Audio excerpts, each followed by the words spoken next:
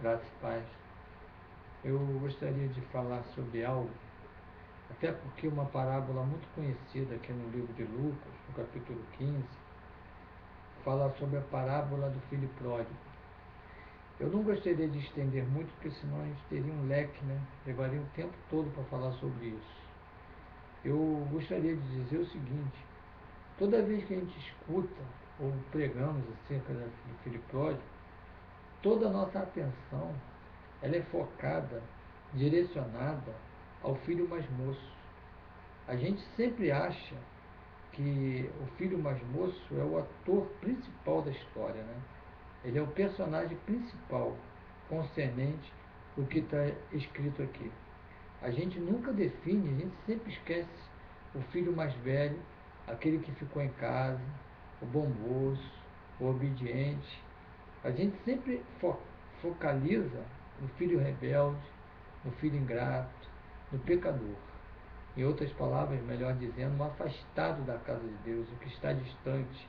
É claro que muitas pregações acima deste baseado no filho pródigo, no afastado, teve resultado de modo que muitos que tiveram a oportunidade de regressar à casa de Deus através dessas mensagens.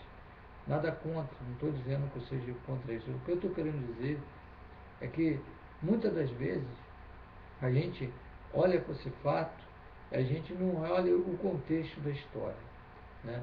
Se a gente olhar o contexto, a gente vai perceber que o principal de tudo aqui, de toda essa cena, de toda essa parábola, Jesus ele focaliza os fariseus como o filho mais moço, aqueles que se consideram o bom moço, se consideram o filho correto, mas na realidade são fariseus hipócritas.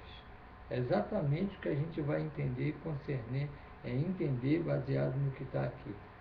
Se nós lermos os primeiros versículos do capítulo 15, diz o seguinte: aproximavam-se de Jesus todos os publicanos e pecadores para o ouvir, e murmuravam os fariseus e os escribas, dizendo: este recebe pecadores e come com eles. Na realidade, o que eles estão querendo dizer é que Jesus está fazendo um banquete, uma festa com pecadores. E Jesus, interessante, quando ele percebe isso, ele conta, antes de contar a história, a parábola do filho pródigo, ele fala sobre duas parábolas. A primeira é da ovelha perdida. Ele mostra uma singularidade que Deus tem com cada homem, que na verdade Deus não salva ninguém sério, ele tem um particular pessoal comigo, ele tem um particular contigo. É uma singularidade, ele deixa aquelas 99 e vai em busca de uma só. E a segunda parábola tem a ver com a dracma perdida, né? Tem a ver com aquela mulher que havia perdido. Uma dracma representava um dia de trabalho, era algo valorizado. E isso se assemelha, Jesus ilustra com a alma, né? Que a alma tem valor para Deus, ela tem comparações com aquilo que tem de valor. Então, Jesus ele conta a parábola também da dracma perdida. Aí, quando ele começa a falar acerca do filho pródigo, interessante que a gente, quando, como eu disse, focalizamos sempre o pecador, o filho rebelde, o ingrato. Interessante que a gente, quando lê essa parábola, a gente percebe que o filho, embora distante, o filho pródigo, o filho mais moço, ele chama o pai de pai. Embora distante, longe de casa, ele discerne que ele sabe o caminho, sabe onde é a casa. Embora distante, ele reconhece a sua limitação e a sua dependência de Deus. Em contrapartida, quando a gente vê, quando ele chega, que a gente acha que a história do filho pródigo termina quando a festa começa, e na realidade não é, a gente vai ver que quando o filho mais velho, quando fica indignado, ele chega para o pai, porque ele ficou entristecido, o pai tenta reconciliá-lo. Aqui no verso 30 ele diz: vindo, porém, esse teu filho, que desperdiçou teus bens com meretrizes, tu mandaste matar para ele o novilho cevado. Então ele lhe respondeu: pai, meu filho, tu sempre estás comigo. Veja bem, tu estás sempre com ele. Tudo que é meu é teu. Entretanto, era preciso que nós regozijássemos e nos alegrássemos, porque esse teu irmão estava morto e reviveu, estava perdido e foi achado.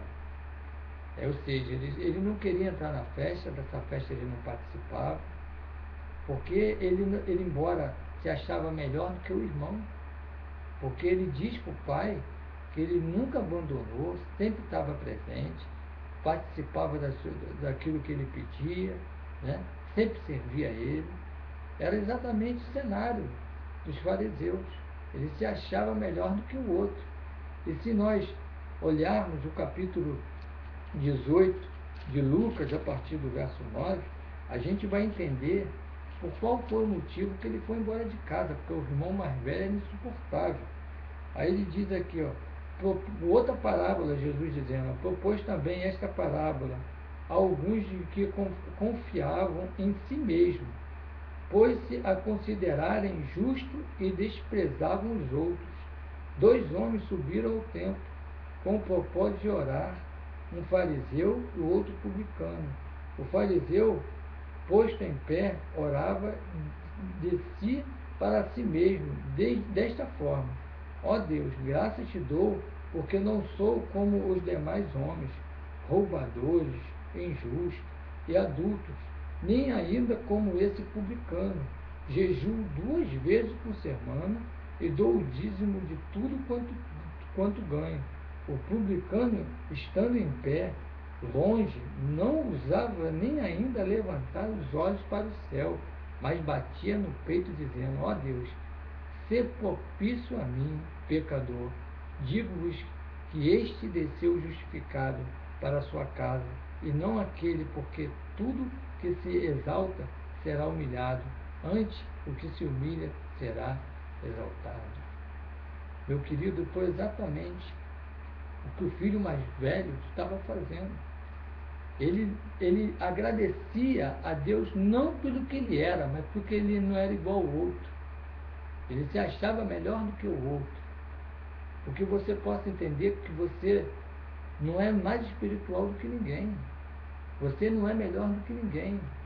Não existe, de maneira nenhuma, termômetro para mostrar o seu grau de espiritualidade. Não adianta, Jesus mesmo falou, vocês jejuarem, mostrar aos outros que está jejuando, mostrando o rosto desfalecido. Porque os fariseus fazem o mesmo, eles já receberam a sua recompensa, o aplauso humano. Tem muita gente querendo só receber assim, elogio humano. Se você querer agradar a Deus, faça só para Deus mesmo ver. Não precisa mostrar aos homens, não.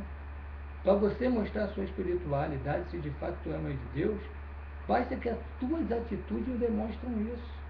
Meu querido, medite nessa palavra. Porque o publicano tinha uma imagem incomparável. Era aquele camarada que chegasse na casa da viúva, sabe o que ele fazia? Se a viúva não tivesse como pagar, levava os filhos para trabalhar como escravo. Esse era o cenário. Por isso Jesus levava o título de publicanos e pecadores, de amigos de publicanos e pecadores. Tu possa, meu querido, em nome de Jesus, meditar. E você verdadeiramente não é melhor do que ninguém. Se você quiser mostrar, mostre para Deus, não mostre para os homens. Não faça aquela oração em voz alta para mostrar para os outros que tu é mais espiritual do que os outros. Não vai ser o teu exterior, a tua forma de vestir, que vai mostrar você ser melhor do que o teu irmão. Medite nisso. Que Deus possa te abençoar de forma rica e abundante. Em nome de Jesus. Graça e paz.